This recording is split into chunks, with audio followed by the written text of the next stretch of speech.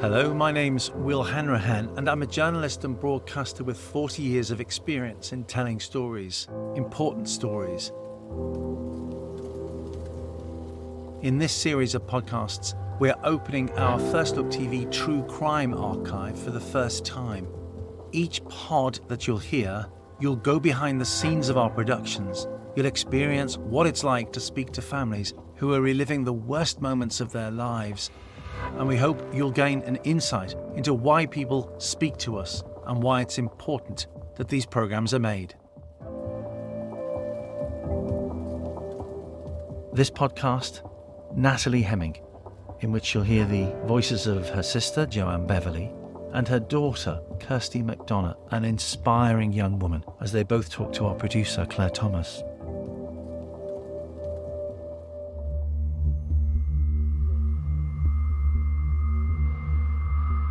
It was May 2016 when the then 31-year-old mum of three, Natalie Hemming, simply vanished in the middle of the night, disappeared. Now, at the time, Thames Valley Police launched what would become the largest manhunt in their history, as they searched over 100 square miles of woodland. That's a big number, that, and it wasn't just a helicopter glance, it was inch by painstaking inch that they were looking for evidence, any clues which might suggest where Natalie was. After 3 weeks, Natalie was found dead, wrapped in a rug, more than 30 miles away from her home. As the story unravelled, what emerged was a truly tragic tale of a young mum who was trapped in a violent relationship, doing everything she could to do what mums do, protect her children before she protected herself. Let's hear from Joanne. Joanne's her oldest sister, as she tells us about Natalie.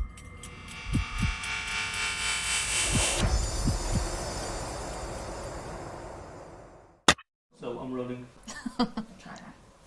Okay, we're on both cameras and we're good to go. Thank you. Okay. So I'm from a family of 5. I've got 2 older brothers, Sean and Stephen, and then me, and then there's my 2 younger sisters, Kerry and Natalie was the baby of the family. What was her role then? What place did she occupy in that family? The annoyance factor. No, she, you know what it's like with the youngest, they can never do any wrong. It's little things that I remember, you know, we weren't allowed to leave the table until our plates were cleared, and she used to get away with all sorts. So yeah, typical baby family stuff. Natalie came from a military family. Her dad, her brothers, sisters, they all served in the forces, so when Natalie left school at 16, naturally, she joined the Navy. Eventually, she met her first husband, and they have Kirstie. I can't remember living with my mum and my dad. I do remember living with just my mum when I was a lot younger. Natalie suffered really badly with postnatal depression. Joanne tells Claire off camera, actually, that Natalie's husband told her it was like she just came home one day from the hospital and suddenly hated him. Eventually, the marriage broke down. She left the Navy. She returned to live closer to her family in a place called Hemel Hempstead. I'm pretty sure at the time her life kind of just revolved around me, you know, making sure I was okay, going to school, you know, because obviously I was still like in my early years. Do you remember when she met Paul Hemming? I remember that first time I met him, he brought flowers for my mum and a present for me. I can't remember what it was. I didn't smile at him. I remember because my mum made a joke about it or something. I remember I didn't smile at him, so. But it's probably just because it was like a new man. You know, I was used to being around like my mum and my preschool teachers, so a man in my life was a bit odd for me at the time. The man is Paul Hemming, 12 years older than Natalie. In the early days, she was definitely smitten by him, absolutely. But obviously that changed. When you saw them together and things were good, what were they like together as a couple?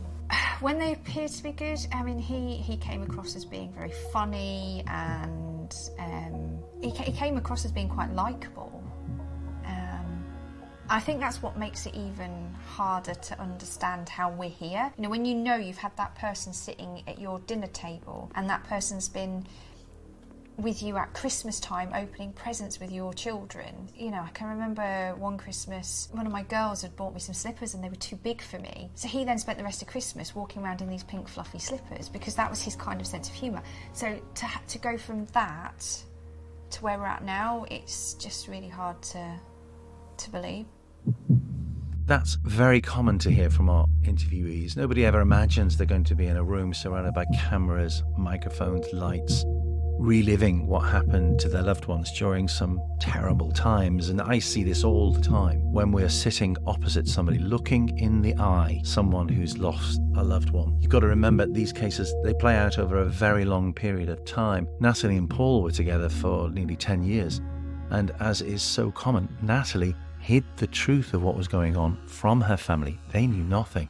So when we're working on programs like this, what we need to do is to get the facts. Now, you can get the facts from the newspaper, but guess what? We don't trust everything we read. What we do is find out from the police records, if they've been submitted in open court, what the facts are, so that we're absolutely cast iron certain of what we say. So we know that on the 25th of July in 2007, which by the way is just a few months after they first met, Natalie makes a statement to the police alleging that after an argument with Hemming, he throws a mobile phone at her and it hits her on the head. She tells the police that she didn't report it when it immediately happened because Paul had threatened to kill her if she did. And just think about that, because we did.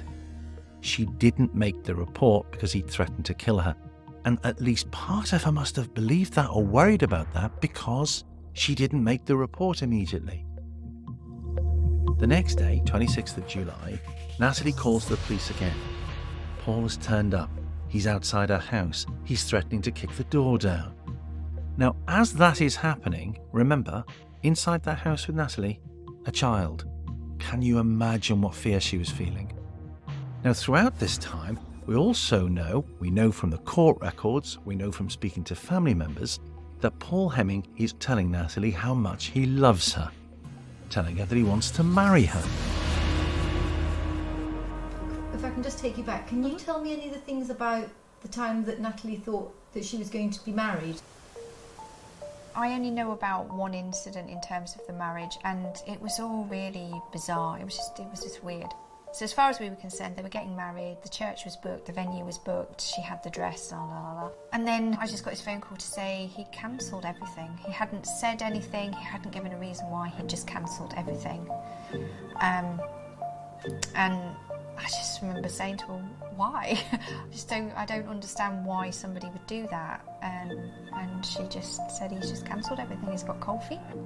I think the bit for me was it was odd that he hadn't had the discussion with her and said, I can't do this.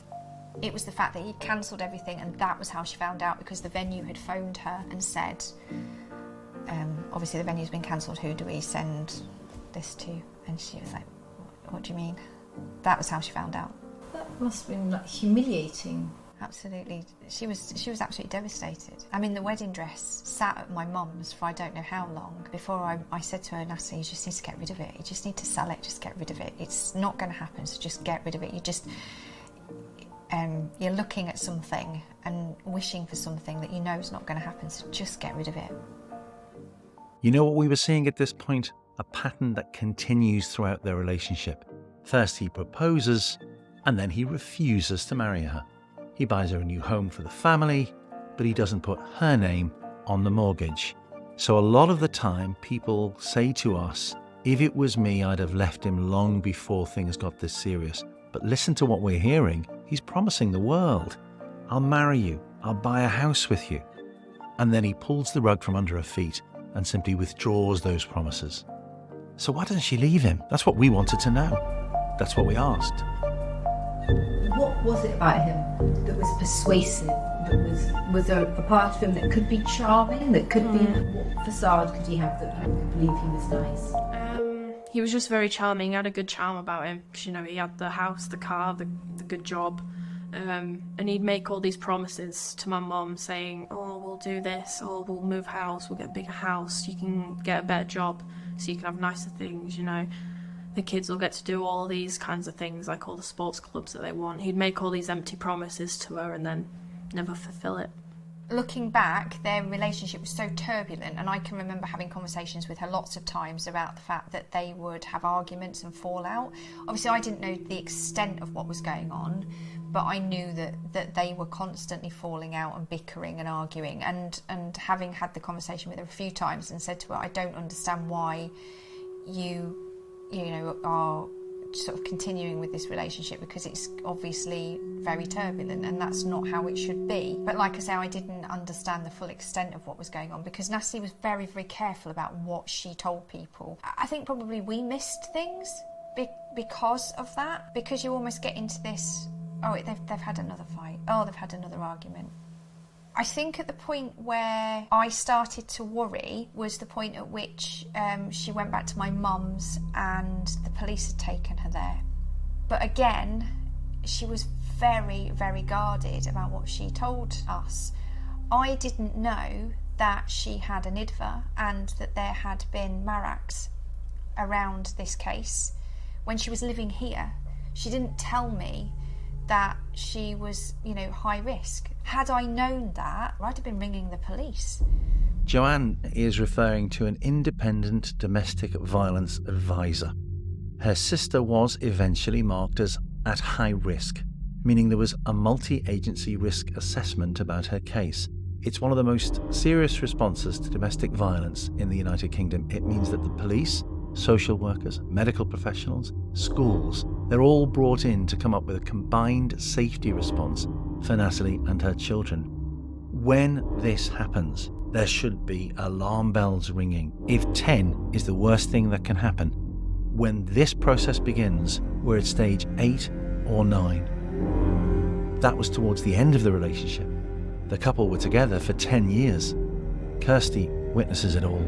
It wasn't long after we moved in with him, he became quite controlling. He'd always pick her up, take her, you know, making sure she was always going where she said she was going.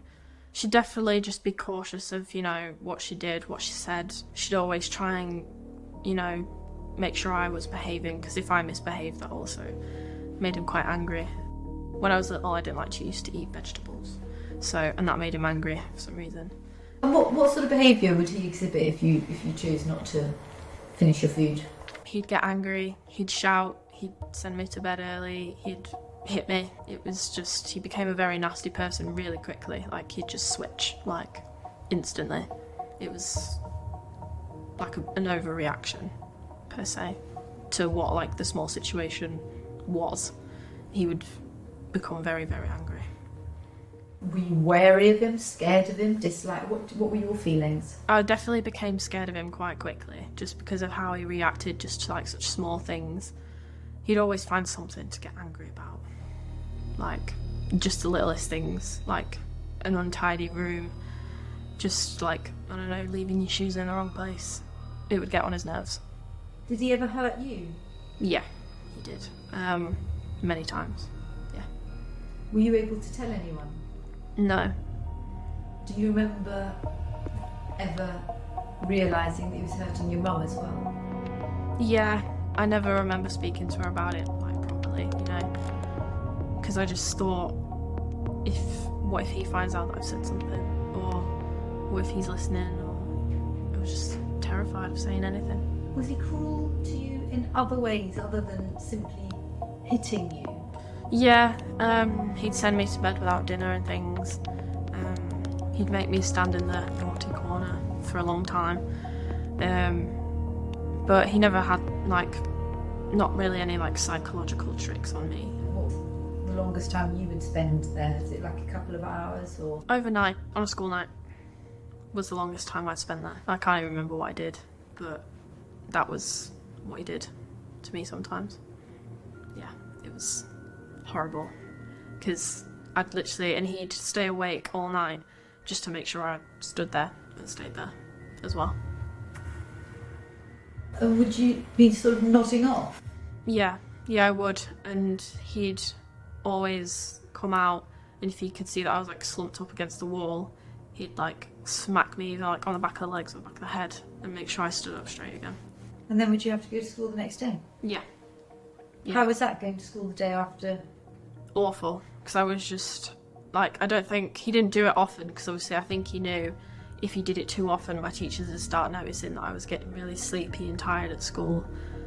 But when I did, I could hardly stay awake at school. It was awful. So in effect, you're living this secret life, aren't you? Yeah, we were just kind of in front of his family. It was, it was fine. They'd gotten together. He'd kind of essentially gained a child as well. But obviously at home it was a very different story. Was there a time when you were thinking that this is not like normal? Yeah, I'm pretty sure I'd brought it up with a friend and she had said to me, that's not normal. And so I thought, oh, okay, well, I'm 11 now, like, why, what's going on? Yeah, and I definitely, towards the end, did know that it wasn't normal, it wasn't right. No, this didn't happen to other people at home, so just happening to us. So why didn't she get more help? Why doesn't she just leave this guy? Well, it's a difficult question. We always ask it because we know everybody asks it. Why won't she leave? The answer in all of these stories is the same, It's never that simple. Where are we? 3 years after meeting Paul, Natalie has had their young son. Then she's had a daughter shortly after that. Now, although Natalie's always been a hard worker, she left school at 16 to work, she's now got 3 children to support. She's trapped. Where can she go if she decides to leave him with 3 children in tow? Who can she turn to who can offer that sort of help? She might not want Paul at this stage. She needs him. Were there points at which you thought, why didn't she just leave him? I definitely had a lot of those moments. I was definitely thinking, why do you stay here? She knew it would be a struggle. She knew that he had that power over her because, she was just a receptionist and, a house with a mortgage and 3 kids on your own isn't doable in some of the best of circumstances. So she knew he had that power, she knew. She didn't have a choice. And like I say, she had, she was living in this man's house. He isolated her financially because he took the money. So, the financial abuse was there, as well as the coercive control. And, what other choice did she have? I think he used the kids as a weapon. I think he totally weaponised the children and said, if you leave me, I'll take the children off you, which was just her ultimate fear. I think he told her that she'd never find anyone else. I think he absolutely did say all those things. She was protecting herself and protecting the children. When they first moved up here, I said to Kirstie, why didn't you tell us? Why did you never say what was happening? Her answer was, if I had told you, you wouldn't have let me go home, and then he would have hurt my mum. And it was such a kick in the stomach, because the amount of times that I get asked by professionals, why didn't she leave? And you can talk to her, you're blue in the face and people still don't get it. But that child at 12 years old had carried that from being about 6. She knew if she said anything, he would hurt them. And if a child can understand that, why can't adults?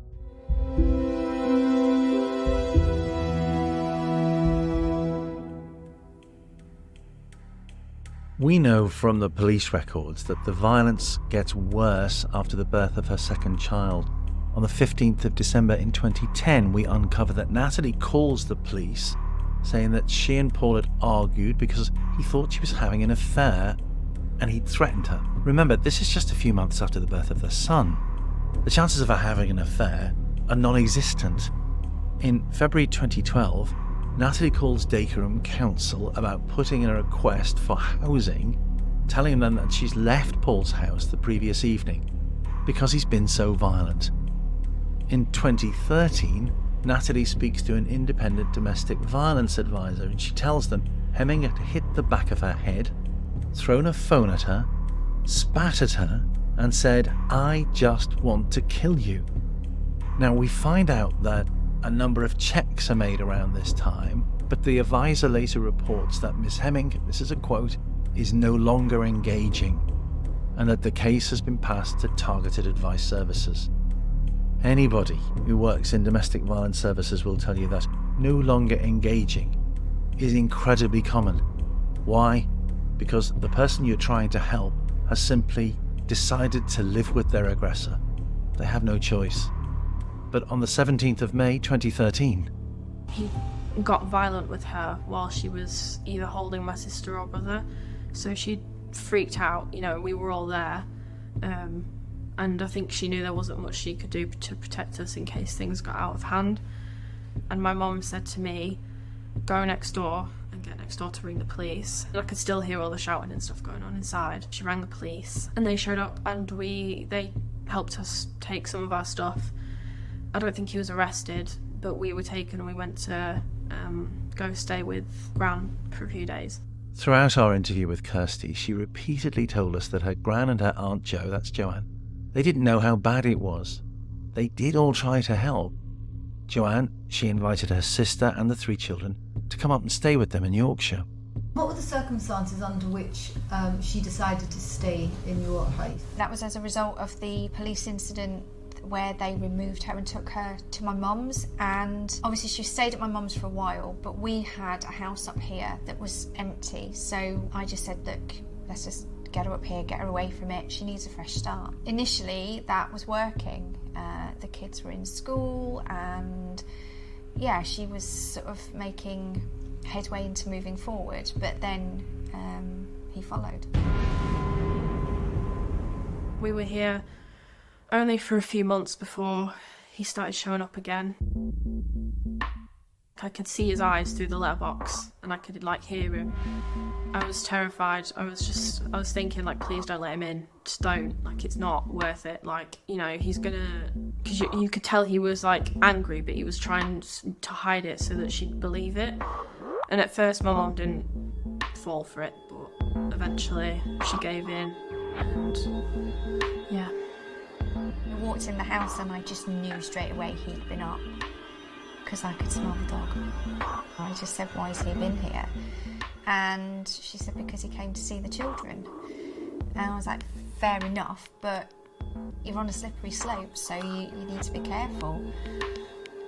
And what was her mindset at that point regarding him? I think, to be fair to her, I think at that point she was still very much, no, that's it, it's done. And the reason I say that is because he turned up here crying and, and actually now, again, hindsight's a wonderful thing, some of the things he said should have been real warning signs and triggers. If I can't have her, I can't live without her, and, all these kinds of things. But actually, I didn't know. Do you remember Natalie informing you that she was going back with him and that conversation? She didn't. She didn't tell me, she just left.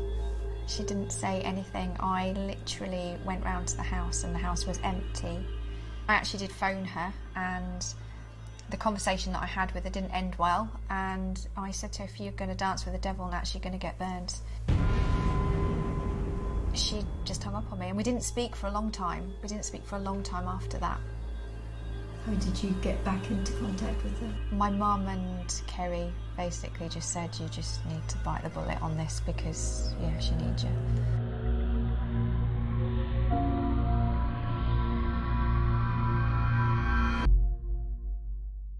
July 2014. And Natalie and the children are back home with Paul. We don't know what he said to get her to go back, but we do know that things did begin to change. Maybe she feels there's a glimmer of hope here. All her children are a bit older. She has more time. She can work more hours, earn more money, and get more independence. Obviously, we know now that was the beginning of the end. She told him that was it, they were finished, they were done, they were sleeping in separate rooms, and she told him that she was moving on. Did that coincide with her getting all that independence and financial freedom from working again now that the children were in education, etc.? Some of it absolutely was down to the fact she got that independence back. She was working at a car dealership, and She had a new circle of friends. Yeah, totally different. Genuinely, I think she had realised that actually the life she was living was not a good life and that there was a better way, and I think it was a long time coming. I think the thing for me as well was when I spoke to her the last time when she was here, she was totally different. She was laughing and joking, and she had that sort of real sort of spark back again. And when she said she was leaving, I genuinely thought she's going to do it this time, because she's doing it not because of there's been something happen, she's doing it because she's had enough. She's had enough. We've heard it all before. As many of us know, this is the danger moment, the moment that Natalie tells Paul she's leaving him. Jane Monkton Smith is one of our series experts on My Lover, My Killer. You can catch it on a screen near you throughout the world.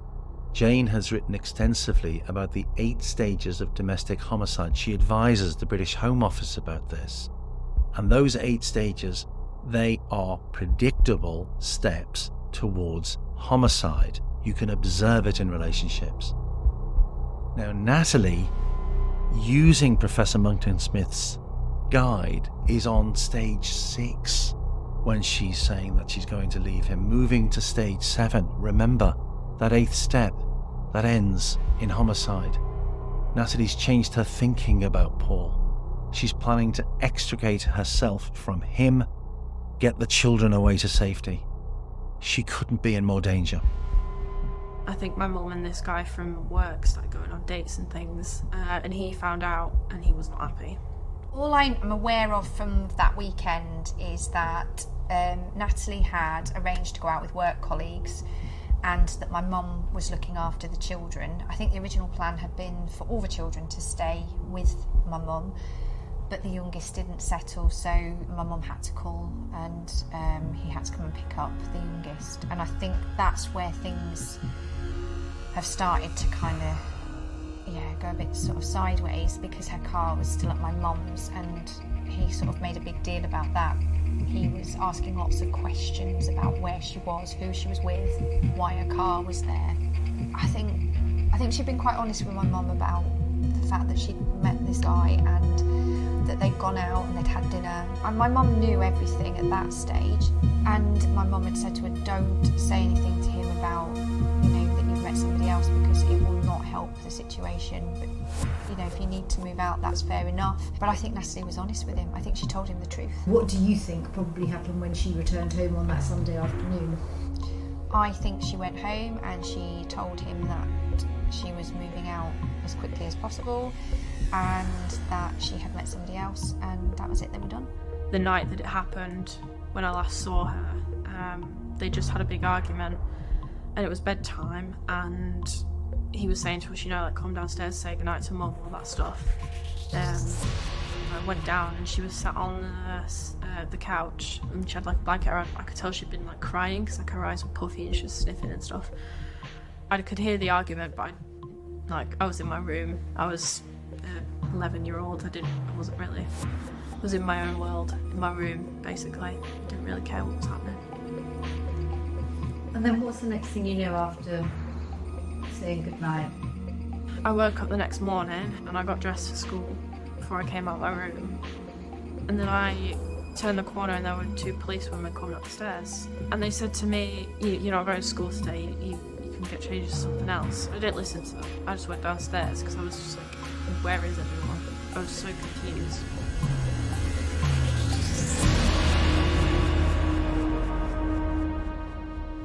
Phone call from my mum.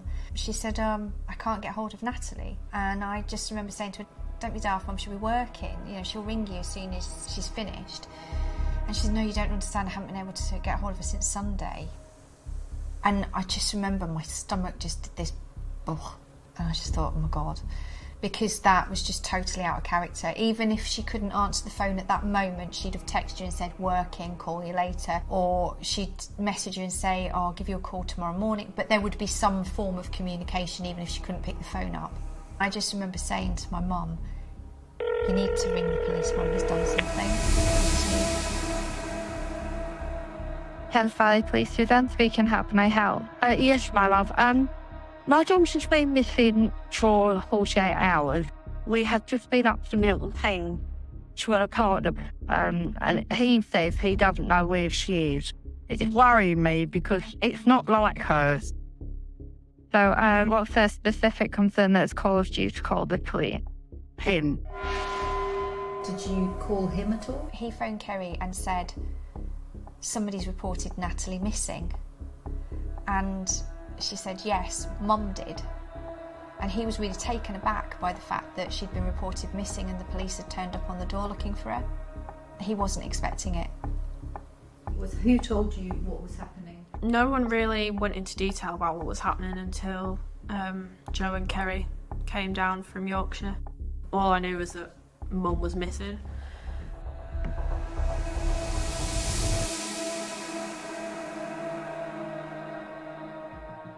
Natalie's mum's call to the police almost immediately means that the case is flagged as a high-risk investigation. If you want to know more about that, the manhunt, the search for the body, that's covered in one of our other series. We were able to speak to Simon Steele, Detective Constable, and a lead investigator on the case, who gives us everything we needed to know in a series called A Killer's Mistake. The officers attended the house, and whilst there they became concerned. Paul was being evasive. He didn't want to allow the officers the opportunity to look at his phone. It was already clear at that point there was a history of domestic abuse. This, for me, was an absolute case of murder. We needed to find the evidence so the jury could come to the right verdict.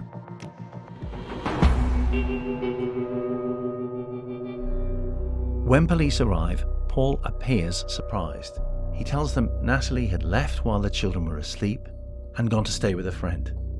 When more details of Natalie's weekend with work colleagues emerge, he tells them that Natalie had been raped on the Saturday evening and she'd gone away to clear her head. That's come out of nowhere. Nobody's heard anything about this. So police take everybody in for questioning. Do you recall that police interview and the sort of things that they were asking you and you were telling them? They were just asking about home life, you know, what he was like, what he did, you know, what their relationship was like. I remember I was so nervous as well. And they'd ask me questions about, like, how he'd treat me. And I just wouldn't answer because I was terrified of, you know, if nothing's happened to her and she's just gone away and she comes back and he finds out what I've said, he could get really, really angry with me. You're now listening to Paul Hemming himself speaking to the police within hours of his partner being reported missing. You've told us that you did not leave your house Sunday night into Monday. Correct. Yet your car does leave the house. What was your car doing out at that time? No comment. You know what? You can hear Hemming lying, changing his story. And then he becomes belligerent with the police. What you're saying is that I have killed my partner. I have disposed of her body. I have tidied the house, made it look pristine, managed to cook them dinner and many more things without them knowing. That's exactly what we're saying, Paul. Impossible. The detective has uncovered video footage of Natalie leaving a hotel with her date on that Saturday. She looks happy. She doesn't look like she's just been raped. She texts friends to say that the date's gone well. We can hear the detective literally reading it out to Hemming. Another lie. Hemming says that they'd fought, he'd gone to sleep. But his car is picked up on CCTV near a reservoir nearby. Okay. And at exactly 8 p.m, I'll conclude this interview. On May 4th, 2016, Paul Hemming is charged with the murder of Natalie Hemming. Police launch a search for her body. The scale of what follows is unprecedented. For those of us who follow these stories, and for those of us also who are involved in these stories, what is happening is this huge search for Natalie. But 3 children don't have a mum, and the man who's played the part of father in their lives, he's arrested. For Joanne, her sole focus, looking after the children. I just remember having to go out and get clothes for them, because literally they left with a carrier bag each. Because it was a crime scene, they weren't allowed to take anything from the house, and all the police would let them do was lift. There was some things on a clothes area, and that was it. That was all they were allowed to take, because the rest of it was sort of sealed off. So having to go out and buy clothes for them. I can remember my best friend from school, her mum turned up with a bag of shopping in each side, and this is like massive bundle of toilet rolls under her arm. She said, I knew you'd have loads of people at the house, so I just bought tea, coffee, sugar and blue roll. You know, it was just, yeah, really random stuff. But just, I think everybody knew. You know, it was like nobody was saying it, but everybody knew, because everybody knew Natalie and knew how important the children were to her, and the fact that she just wouldn't have just left the children. And were you never in any doubt that she had actually taken herself off and gone somewhere? There was never, I didn't for 1 second believe that that was the case. Not for 1 second. The moment my mum said it, I knew he'd done it. Was there ever a point at which you thought, you don't think she's coming back? I think when Joanne and Kerry sat me down and actually told me what was going on, and they told me in detail, that was when I kind of started having like doubts in my mind. I was just a bit like, well, it's not looking good, is it? You know, after, you know, she's been missing for more than, 2 days. And I'd watched like police programs before, you know, I know what that means. Her bank cards and things hadn't been used and no one can get in contact with her. And obviously because I knew about his behaviour, I was putting 2 and 2 together, really. It was a Sunday, we were having Sunday lunch, and I'd left my phone right on the side there, and we were out in the garden, and Kerry came in and she went, oh my God, I've got a missed call. And I just remember we were stood in this room and looked at each other and went, they found her. And we just knew that they'd found her. It was, I know it sounds awful, but it was a relief to know. It was just a relief to know one way or another. And the only control he had left was that he knew where she was and we didn't. And to actually take that away from him and to be able to give her the dignity of a proper burial, and and her friends to be able to be at that funeral and things, that was so important. That was so important. Not long after it was her funeral, and we went back down for that. We stayed in the hotel overnight, and there were a lot of people there actually. It was crazy. We had to sort out the children, there was a funeral, there was the coroner's inquest, then we had the trial. Did you attend trial? I only attended one day, and that was a conscious choice. I needed the jury to see me there, to know that I was there for my sister. I needed him to see me there, but I did not want to sit and listen to the gory details of what he had potentially done and how my sister was found. I didn't want my mum to hear it, but she went every day. They actually just closed, because my mum was quite deaf. When the pathologist was talking, they actually turned off my mum's closed loop so she couldn't hear what was actually being said, because I didn't want that to be my mum's sort of lasting image of Natalie. But it was a really conscious decision that I would only do the one day, because I wouldn't allow him to take anything else from me. And I've always said that's it. He's not taking anything else from this family. He's done all he's going to do. And we've stuck by that. Paul Hemming was convicted of murder in November 2016. He was given a life sentence with a minimum term of 20 years. He will not be eligible for parole until 2036. Make of that what you will. After the trial, there's the collateral damage to deal with. Natalie's children stay with their Aunt Joanne. I kind of went numb for a bit again. People tried to get me to talk, but I just didn't want to. So they just left me to it, and then I've started talking about it more. You take it day by day. I go some days and I don't think about her, which it sounds bad, but it doesn't cross my mind. And then there are days when it's all I can think about. It's really strange. Now that you're an adult, an adult woman who meets meets men and has girlfriends who have relationships, etc. What are your thoughts about how common it is to be, with someone who controls you and how difficult it is to remove yourself from that position? What are your thoughts now when you look back, sort of with the benefits of wisdom that you have now? I think it's definitely a lot more common these days because I think it's become more normalised to be like a bit possessive, and some people give the excuse it shows that you care, but it only shows you care to a certain extent. Like it doesn't, obviously, if you're doing something that whoever you're with is like unhappy with, then obviously you can expect like some form of like reaction. But if it's just silly little things and it's just not, it's uncalled for, it's unreasonable, and it is very, very common. Like, it's so common. And if I ever do know someone that's even kind of remotely or could potentially be in the situation, I do say to him, like, look, that's not normal. You should be your own person. You should do what you want to do. It's like they don't get to tell you what to do. No one gets to tell you what to do, ever. Some people listen to me, some people don't. But obviously, there's only so much you can do before they might get angry at you and say, oh, you're intruding, I always say, if just at least one person leaves their relationship knowing it's going to be okay, or if someone sees it, knows someone's in a relationship that is abusive, and they know that actually they can help that person, if it just saves one person, then I'm doing something right.